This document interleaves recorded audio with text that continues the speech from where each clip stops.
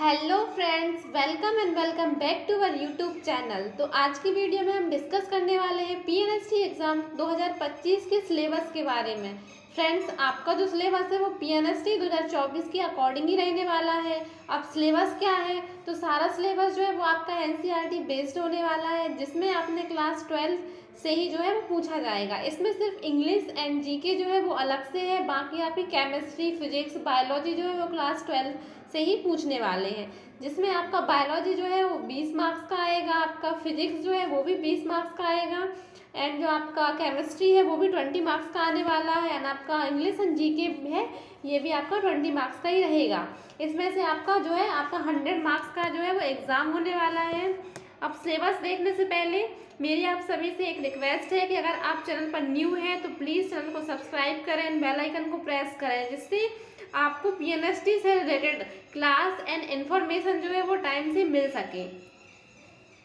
अब देखते हैं सिलेबस। तो सिलेबस में आपका सबसे पहले देखेंगे हम फिजिक्स। तो फिजिक्स में जो है आपका क्लास 12 का ही ये पूछा जाने वाला है। इसमें क्या है, आपका यूनिट 1 जो है वो आएगी। आपकी यूनिट 1 क्या है, यूनिट 1 में आपका अध्याय 1 चैप्टर 1 जो है विद्युत आवेश तथा क्षेत्र जो है उसके बारे में पूछने वाले हैं। तो ये आपके कुछ टॉपिक्स दिए हैं, जैसे कि भूमिका, वैद्युत आवेश, चालक तथा विद्युत रोधी, है ना, और विद्युत आवेश, इन सब के बारे में आपसे पूछेंगे। तो इनको आप बहुत अच्छे से स्टडी करें। उसके बाद में यूनिट 1 से जो है आपका अध्याय 2 जो है वो भी आने वाला है। इसमें क्या है, आपका अध्याय 2 में स्थिर वैद्युत विभव तथा धारिता, तो ये भी आपका आपसे पूछने वाले से भूमिका, स्थिर वैद्युत विभव, बिंदु आवेश के कारण विभव, आप इसके बारे में बहुत अच्छे से डीप स्टडी कीजिए, इसमें से भी आपके क्वेश्चंस आएंगे।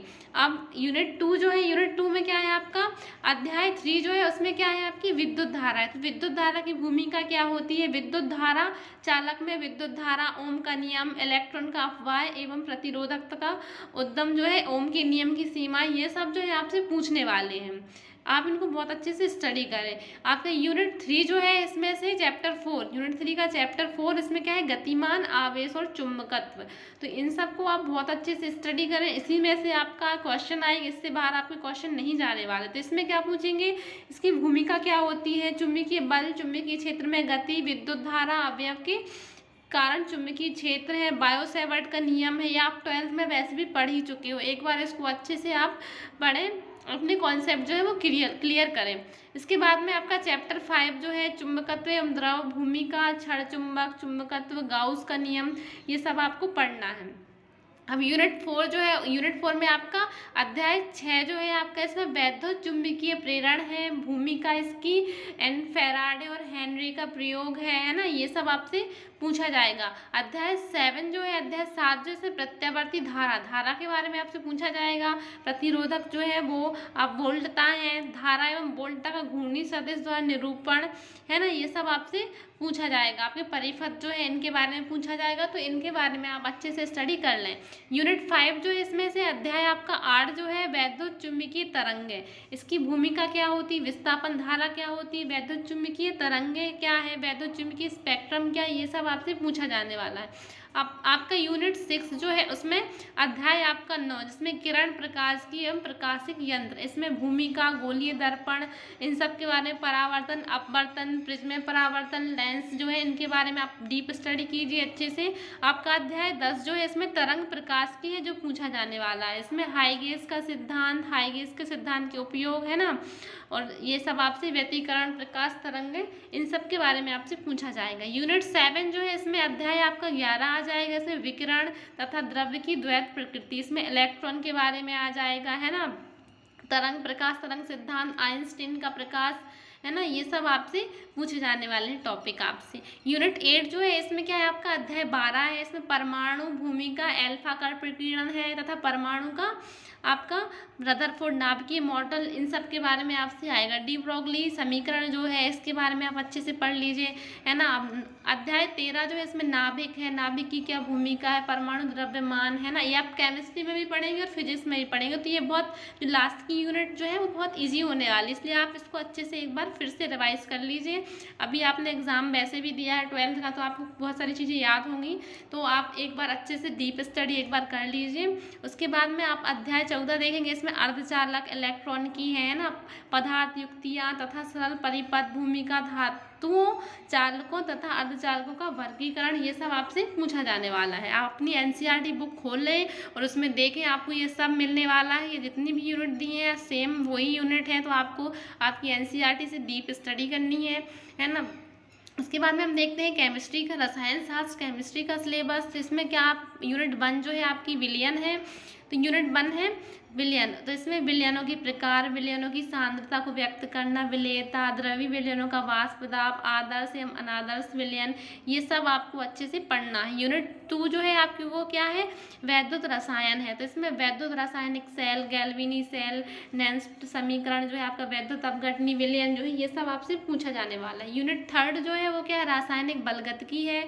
तो रासायनिक बलगतकी से क्या पूछे, आपकी रासायनिक अभिक्रिया के वेग हैं, अभिक्रिया वेग को प्रभावित करने वाले कारक, समकलित वेग समीकरण, अभिक्रिया वेग की ताप पर निर्भरता, ये सब आपसे पूछा जाएगा। यूनिट 4 जो है उसमें क्या है, आपके डी तथा एफ ब्लॉक के तत्व हैं, तो इनको आप डीप स्टडी करें। लेंथेनाइड, एक्टिनाइड है ना, और एफ ब्लॉक के तत्व है ना, उनके उपयोग जो है ना, संक्रमण तत्व क्या है, इन सब के बारे में आप अच्छे से पढ़ें। उसके बाद में आपका उपसह संयोजन यौगिक जो है, उसमें उपसह संयोजन यौगिकों का वर्नर का सिद्धांत है ना, इनका संबंधित कुछ परिभाषिक शब्द, उनकी परिभाषाएं, नामकरण उनका, ये सब आपसे पूछा जाने वाला है। यूनिट 6 जो है उसमें क्या है, हेलोएल्केन तथा हेलोएरीन है। तो इसमें इसका वर्गीकरण, नाम पद्धति, प्रकृति, इनकी अभिक्रियाएं, रासायनिक अभिक्रियाएं, तो ये आपसे पूछी जाने वाली है।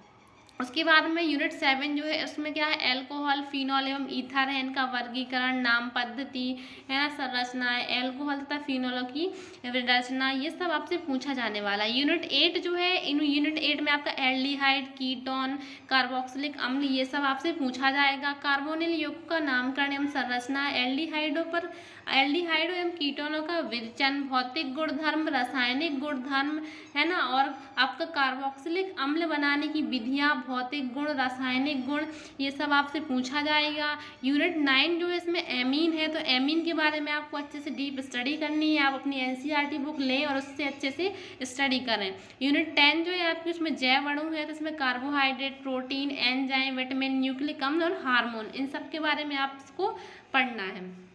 या आप अपनी 12th की बुक लें और उसमें ये सब आप अच्छे से चैप्टर देखें और अच्छे से इनकी डीप स्टडी करें।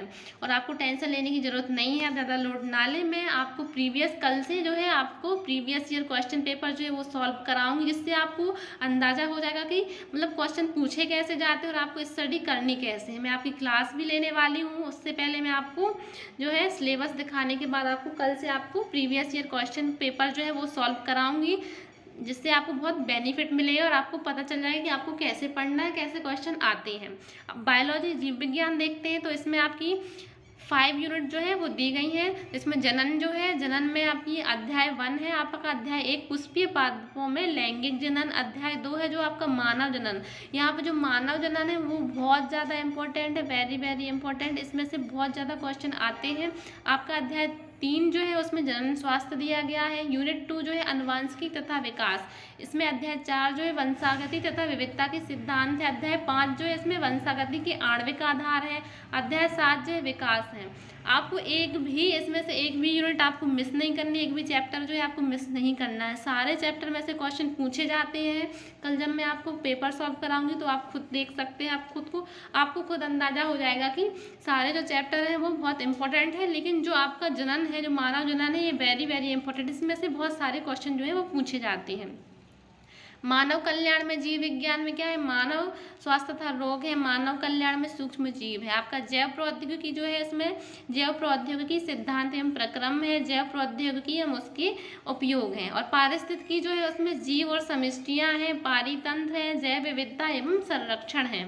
उसके बाद में हम देखेंगे आपका इंग्लिश, आपका जनरल इंग्लिश है, जो इसमें से क्या पूछा जाएगा आपसे, तो इसमें से आपसे रीडिंग कॉम्प्रीहेंशन आएगा, तो ये आपसे बन ही जाएगा। वोकेबलरी पूछी जाएगी आपसे, synonyms, antonyms, word formation, prefix, suffix, ये सब पूछा जाएगा। ग्रामर जो है और उसके यूज पूछे जाएंगे। आर्टिकल्स, डिटर्मिनर्स हो गए, agreement between the subject and the verb, time and tense है ना, प्रीपोजिशन और phrasal verbs, auxiliaries including modals जो है वो पूछे जाएंगे। ट्रांसफॉर्मेशन ऑफ सेंटेंस, जैसे वॉइस हो गया, एक्टिव एंड पैसिव, नरेशन हो गया, डायरेक्ट और इनडायरेक्ट, डिग्री हो गई आपसे, सेंटेंस के टाइप हो गए कि अफर्मेटिव, नेगेटिव एंड इंटेरोगेटिव। और कॉमन एरर्स जो है वो एक सेंटेंस देंगे, उसमें कॉमन एरर्स क्या है वो आपसे पूछे जाएंगे। स्पेलिंग जो है वो आपसे पूछी जाएंगी।